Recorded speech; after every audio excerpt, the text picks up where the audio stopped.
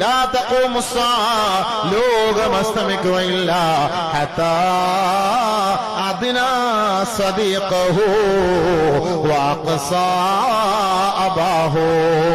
മാതാപിതാക്കളെ കാലത്തിന്റെ ചവിട്ടുകൊട്ടയിലേക്ക് പുറങ്കാല് കൊണ്ട് വലിച്ചെറിയുന്ന ഒരു കാലം വരാതെ, ഗേൾ ഫ്രണ്ടിനെ ബോയ് ഫ്രണ്ടിനെ മാതാപിതാക്കളെക്കാൾ ഏറ്റവും കൂടുതൽ നെഞ്ചോട് ചേർത്ത് പിടിക്കുന്ന ഒരു കാലം വരാതെ ലോകമസ്തമിക്കുകയേ ഇല്ല എന്ന് ഹബീബായ ഷഫിയായ റസൂലുള്ളാഹി.